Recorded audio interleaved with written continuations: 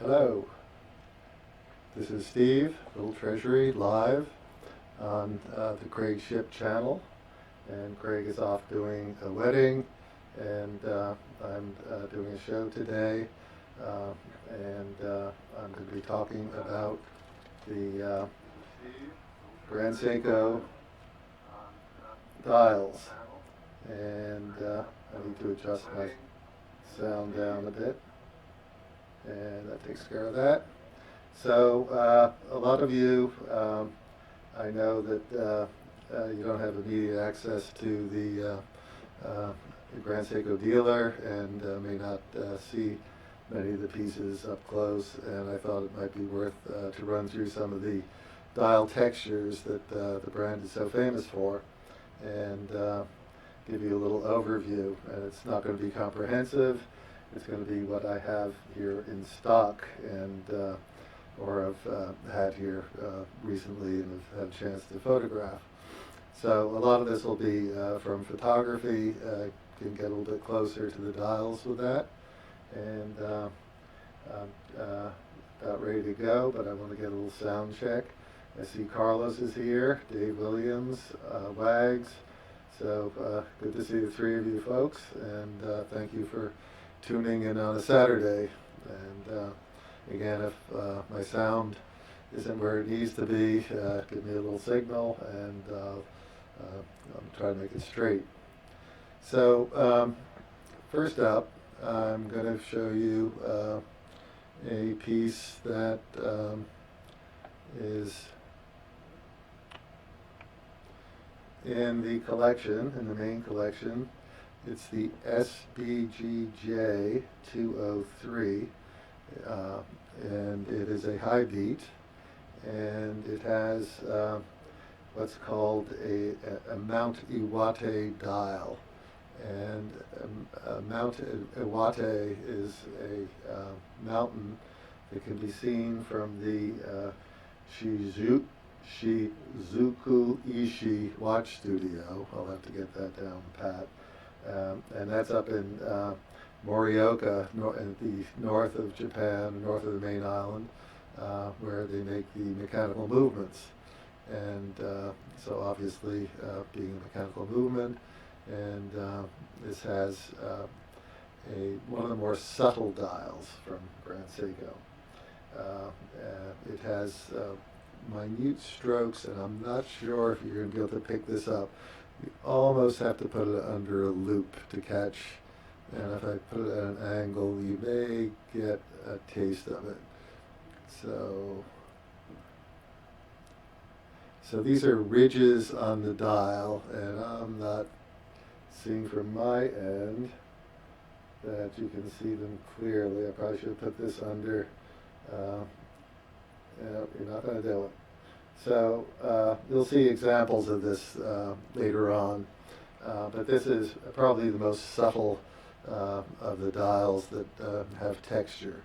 So again, it's Mount Iwate, and the actual mountain has ridges going, running vertically up and down its face, and these are said to represent them. SBGJ 203, actually very pretty watch with the Grand Seiko 44 movement. So, okay, so Robert V, hi, and Carlos, Steve is old school calculator user like me with the HP 12C. Carlos, I've had that thing for probably 50 years, and it's beat up, but it's my favorite Terminator for deals here in the store. So, hey, Warren Snup from England. Hey, how are you? Good to see you. So, okay, that's all I want to show of this, because you really can't get a flavor, but it is billed as a Mount Iwate dial. So I am going to switch over to my camera for my photographs that I've set up. And this piece is the SBGK005 and it is a spring drive, and it's obviously a blue dial, and this finish is called Suki Urushi, and Urushi is a lacquer process that is used, and this is also supposedly a Mount Iwate pattern, and we'll show this in a little more detail. It almost looks furry when blown up, but it's very striking and very pronounced, and I believe this is done by brush strokes, not as a mechanical process per se, and pretty interesting piece, I would say. And you can see that the printing of the Grand Seiko in not the applied logo, but the printing seems to be over those strokes. You can sort of see the pattern in them. So pretty interesting. And interesting also, now this is obviously a spring drive, and they are made in the Shiro-Nari Epson Seiko factory, which is in near Matsumoto in Nagano province in western Japan, and I doubt they can see the Mount Iwate from there, so there is some cross-fertilization obviously in the thinking between these two plants, the one up in Morioka in the north and the one near Matsumoto in the west there. And when we visited, I had some questions that never got answered, really, how they maintain some of the design consistency and case consistency between the two plants. And I'm sure there's more cross-fertilization than they'd like to acknowledge. I think there's also a pretty good amount of competitiveness between the mechanical folks and the people in Shiro-Nari who do the quartz and spring drives. So pretty interesting. So and Warren says he has a GS dealer near him in England that still buys from me. Thank you, Warren. I really appreciate that. It's a great testimonial and much appreciated. So, okay, so that is the blue one. And I'm going to flip over to, whoops, I have to reduce it. Next shot. This is also of a kind with the prior watch. This is the SBGK002, and this is using the same technique, as you can see, and this is called the Suki Urushi dial, and it uses material from plants in the region that I believe in the north that have this color characteristic, and very unusual, again, mutable dial color.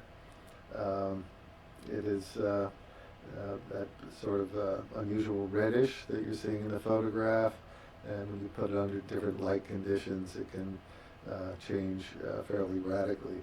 So this is an 18 karat gold piece, limited edition, and of note also on this one is the nature of the characters, and I'm not talking about the printed Grand Seiko, but the logo, GS, and the characters and the index markers, which are done in what's called maki-e, M-A-K-I hyphen E, maki-e, and that is done with multiple layers of lacquer, and then dust, platinum dust, or in some cases gold dust, depending upon the color being rendered. This looks like platinum dust, is poured over or sprinkled over the, I guess, wet lacquer characters, and someone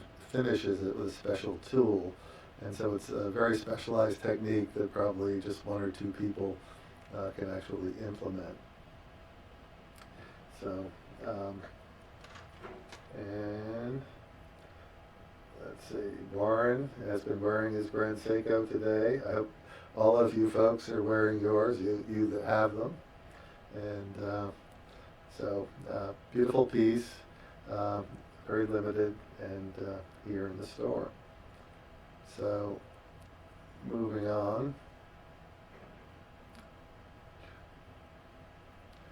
So here we have our well-known Snowflake, and this has a textured pattern that is vertical in orientation, not vertical because of my rotated picture, but vertical with respect to the normal orientation of the watch, and quite pronounced and quite readily visible.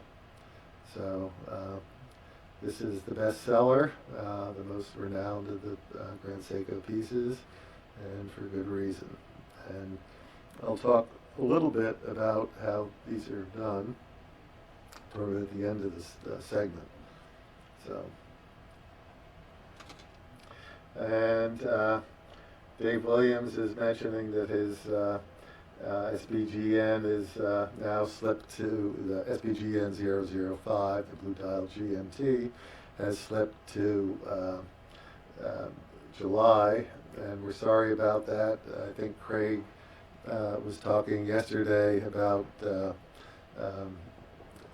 possible shortages or delays in arrival, and this would be an instance of it. There's a heavy demand on the especially the quartz GMTs, and so they've slipped about a month from our expected arrival date for our next round. But they are coming, and Dave's going to get the first one. So thank you very much for the patience, Dave, and you will be getting yours. And as Warren says, well worth the wait, and I think it will be.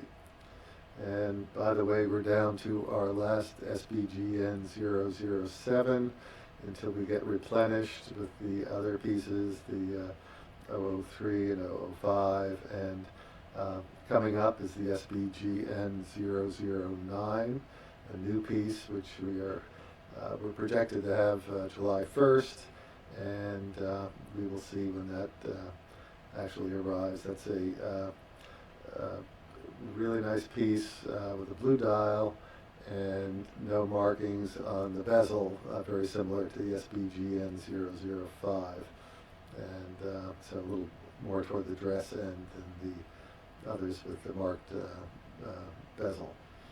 So anyhow, I digress. Returning to our, wrong picture. To our Snowflake.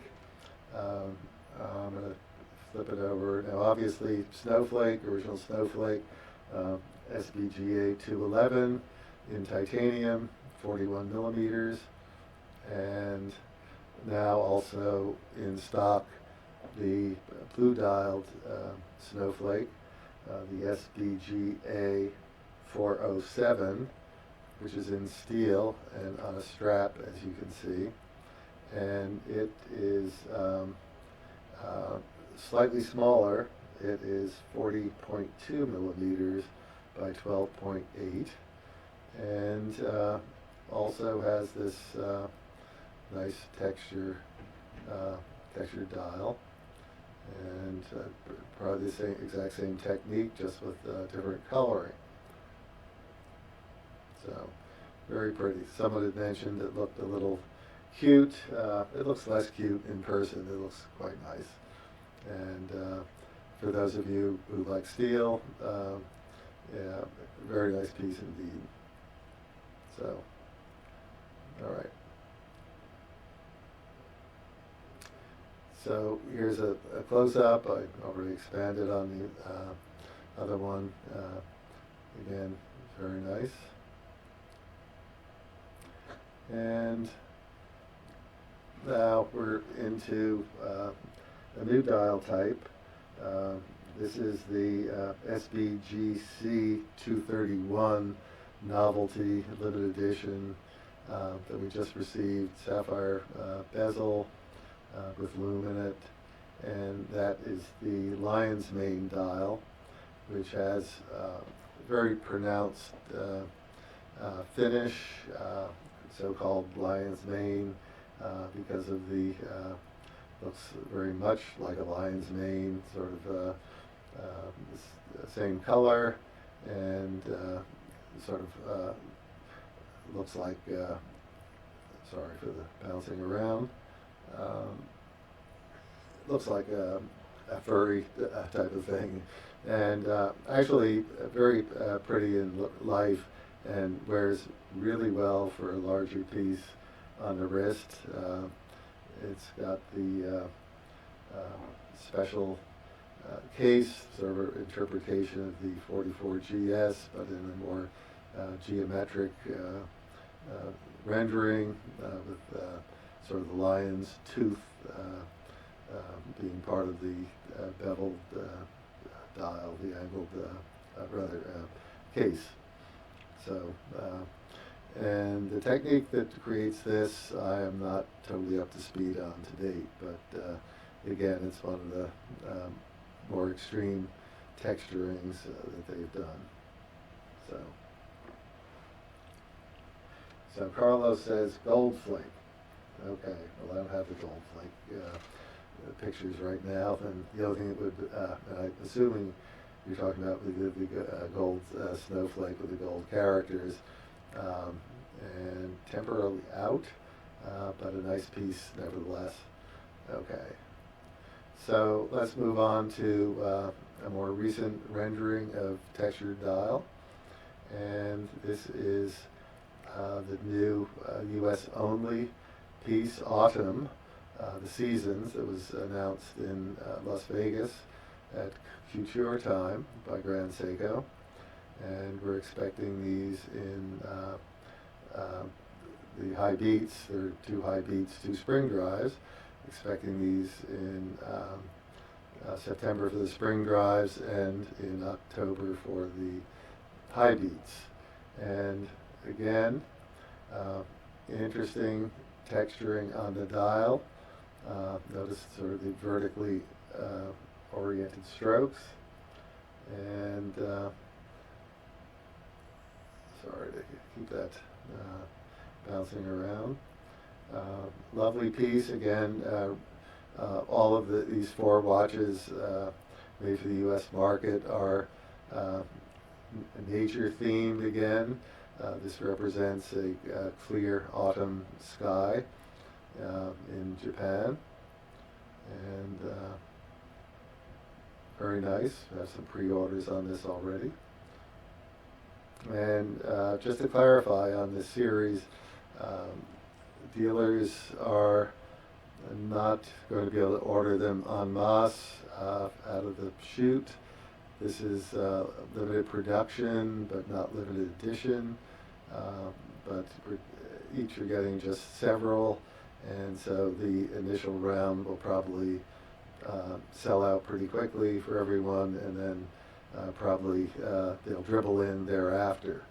So if you're keenly interested in one, suggest you get on someone's waiting list, or if they have availability, get on the list for the first round, because I do think there's going to be a wait after we sell out the first bunch. So beautiful blue dial with nice vertical texturing. And moving on to the next piece, Jaco de Jong, welcome from the Netherlands. I see you just signed on. And this is the summer dial, and this seems to have the same technique for texturing the dial, but oriented horizontally, as you can see. And gold-colored hands and markers make a very interesting contrast, and apparently according to our friend Joe Kirk, who's seen it, very emblematic of the scenery in Japan near the factory, and this one would be in the north, obviously in the Morioka factory. And when we were up there, we saw a lot of greenery ourselves, but we were there in October, I believe, of 2017. So, and this is the winter piece in the series. Now this has a much bolder pattern, as you can see, and it is looks like the same technique as the lion mane to me in any way, nevertheless. And I believe that this is a repetitive pattern, that these aren't the random looking design is identical on all the pieces, and I would bet that, although I haven't compared multiples. Okay, so there's some kind of printing technique going on here, and very unique look, in my opinion. And this has been one of the more popular pieces in terms of pre-orders. Okay, Warren, SBGA 415, my new baby. That, yes, sir. You're first on the list there. So, okay, let's move on. So this piece is the SBGA 384, obviously spring drive, and it is one of the trio of pieces that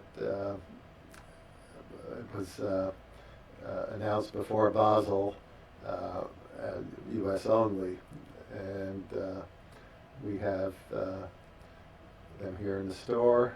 We sold out the blue dial stainless one, I think, as everyone has. Might have one or two coming in a second round, but they were limited, with limited numbers on the case, and they're pretty much done. But this is, I believe, one of 50 that were made in 18 karat rose gold. And this has a dial that's called Kira-Zuri, and it is representative of the material of a bride's gown that would have this sort of a linen-y look. I'm not sure it was linen, but linen or silk, but it's supposedly a pretty good representation, and it's again, Kira-Zuri is the dial. So,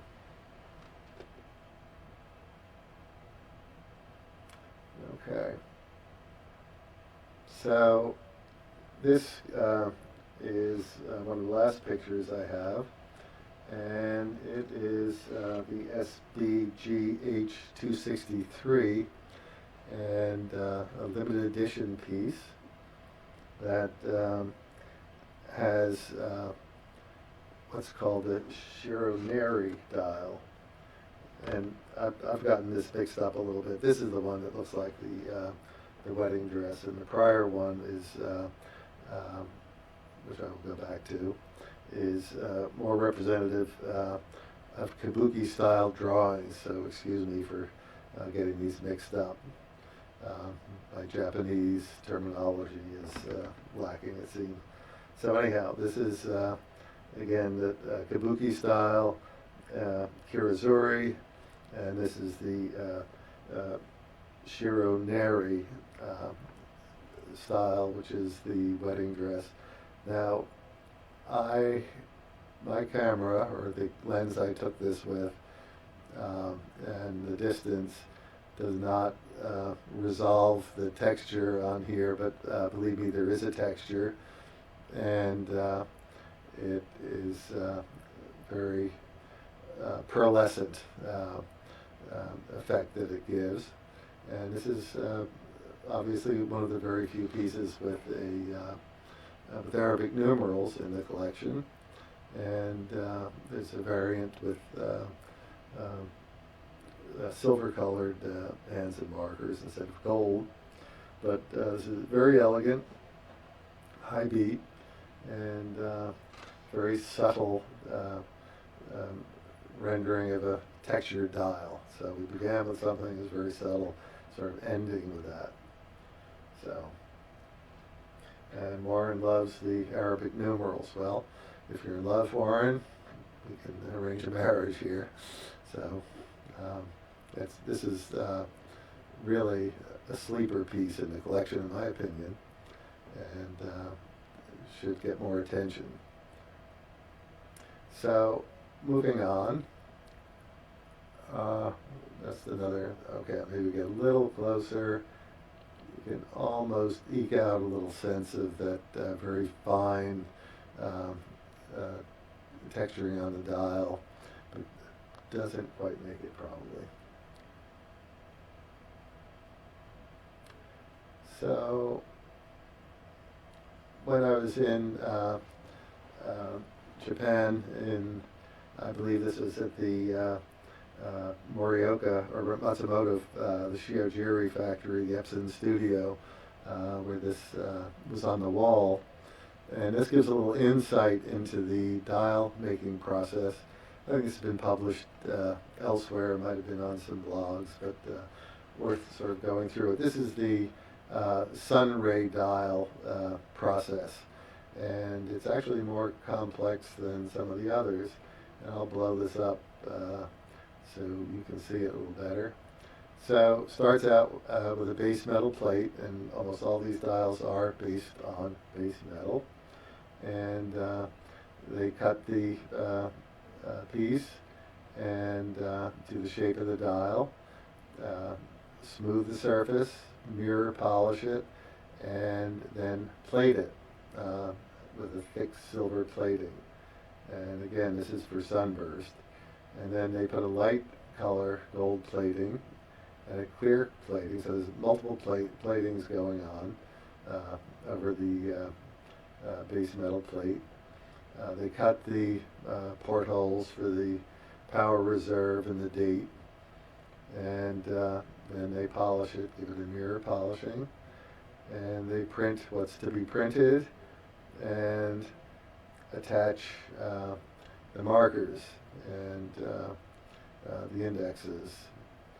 And so as you can see on this one, this is an older dial, and the GS and the Seiko were applied, as are the indexes, and also the little window around the date, and the other materials are printed, including the tick marks for the minutes and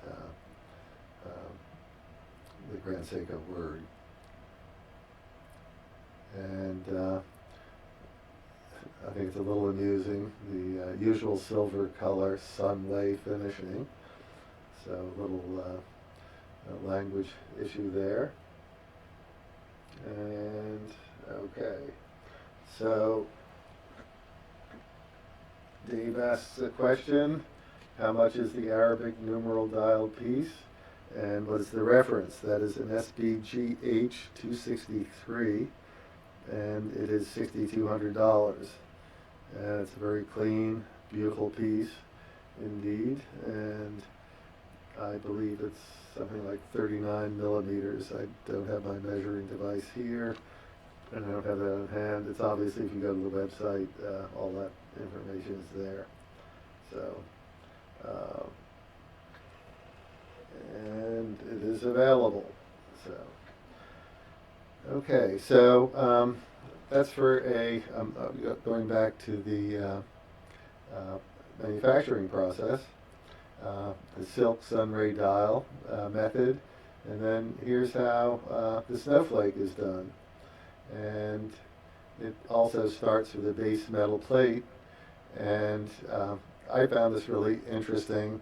That surface, the texture, is done by essentially stamping a pattern on the plate. And I imagine that this is probably used for some of the lion's mane and some of the other dials as well. I think that's the little secret there. Then they cut it to the shape, and they silver color gold plating and clear coat it, same as the sunray. And then they put a thick clear coat over the piece as the fifth step.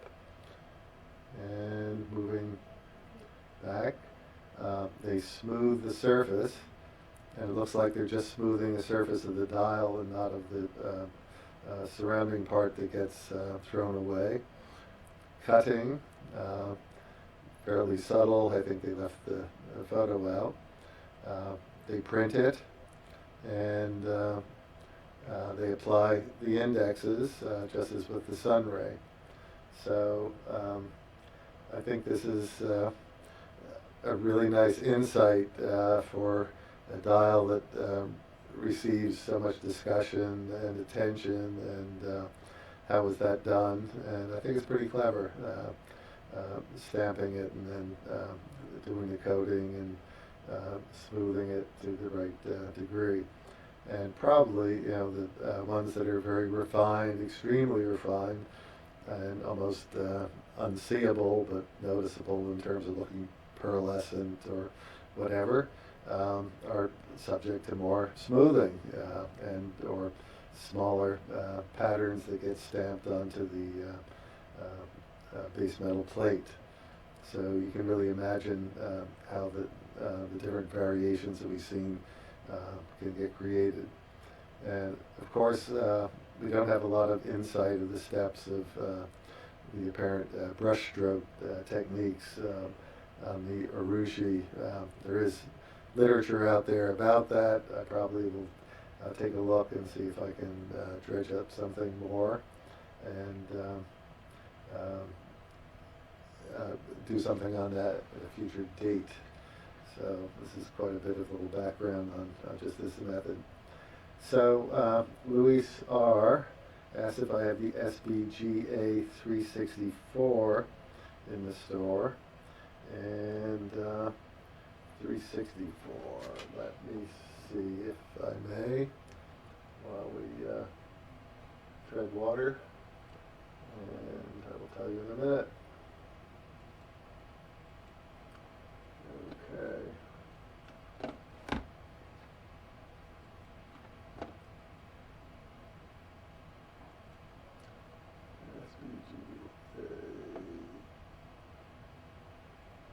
I do not. Refresh me on what model that is, if you will, while we're forging ahead, and I will let you know what the status is. There might be something incoming. Okay, so back to me, and that's pretty much all I have of those. While I have you, a couple of things have come in the last few days, and this is really a change of pace. We've gotten a couple of interesting, nice Thule watches in from our Müller Glashütte German brand, and I'll just show you one. Someone was asking about green dials the other day, and this is the Panova Green, very well priced piece, very nice sunburst green with superluminova marker indexes and on the hands, and a really neat surprise strap from them. Looks like some of the German brands are really learning how to do interesting straps.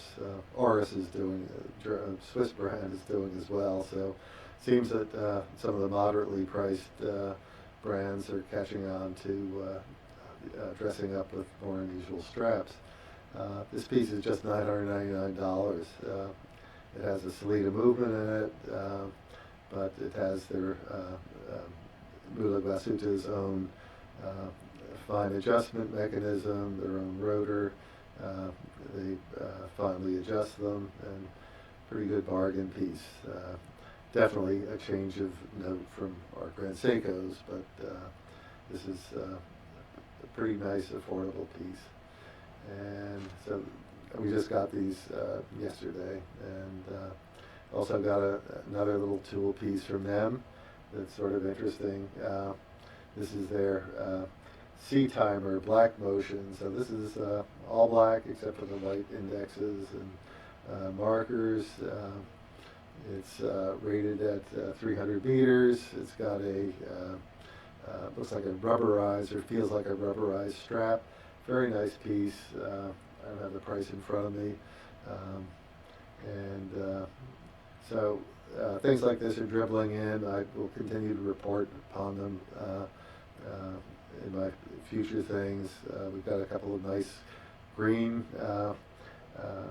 Diver 65s from Oris in. Someone was asking in the last show, and so they are available as well.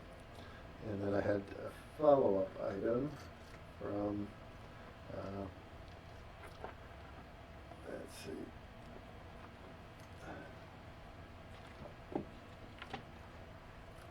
I was asked about this piece, which I will show you, by Carlos. And let me get it up on the block here.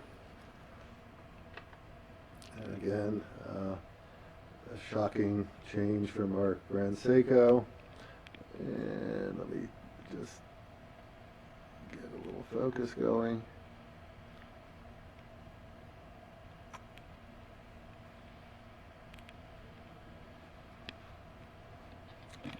Pardon me for a sec.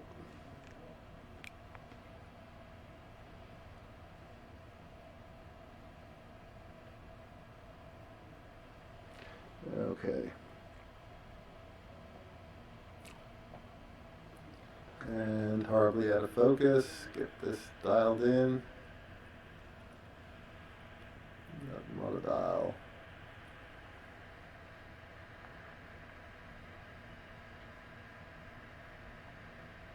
That's a little better. This is the Zanetti Piranha that I showed.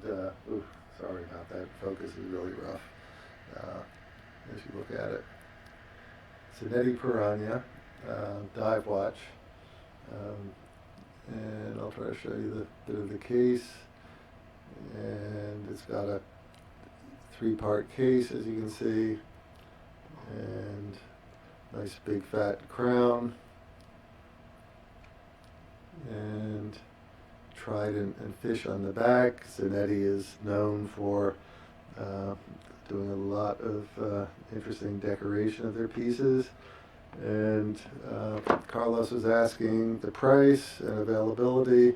That's $6,100. And I will profile some Zanetti work later on. He's very diverse in terms of what he does, and it's definitely one of our niche products here in the store. So that's it.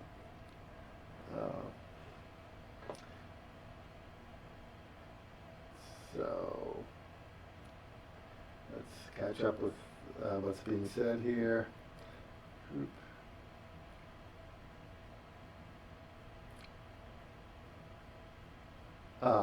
Okay. Now I'm going to answer this question of Luis, and he's reminding me about the all gold spring drive with a gold bracelet that we had in the store a while back, and I photographed. And I don't still have it. I suspect we can get it on a special order basis. It'll probably be here in the store again, along with other all gold collections that we've had. So a lot of the pieces that you know, or not, I wouldn't say a lot, but a certain number of them that are steel in the main line are also scarcely available in all gold with gold bracelets. So it is something that can be had. And if you'd like to discuss it, please give me a call and let you know what the details are and how it might be acquired. So, okay, so Eric C-Pop back in, and hi again. I think you were a first-time watcher last time, and happy you're back. And I think he's talking about the green dial Mulagasuta, strange choice of strap and watch color combination. Actually, it looks pretty nice in person, and certainly really nice for the price. And I'm going to do a little collection of green dial watches in one of my upcoming things, because maybe green's the new blue. Maybe not the new black, but maybe the new blue. And seems to be pretty good demand for green watches. I am a green watch fancier myself, so we can have fun with that. So I'm about thinking of wrapping it up and see if I can go sell a watch or two this Saturday afternoon. And unless someone else has another thought or question, happy to answer. Craig is off doing a wedding shoot for a former Miss Maryland that we both know, and I just chatted with him before the show, and he'll probably be back on tomorrow or Monday, and then I'll follow on probably 2 times next week. It's tough sometimes to arrange these things in the middle of the hubbub on the floor and the phone calls, but so far it's fun, and I hope you're enjoying it. So I think I'm going to pull the plug on this, if I can find the plug, which is buried in my desk somewhere already, which isn't a good thing. Here we go. This is the plug.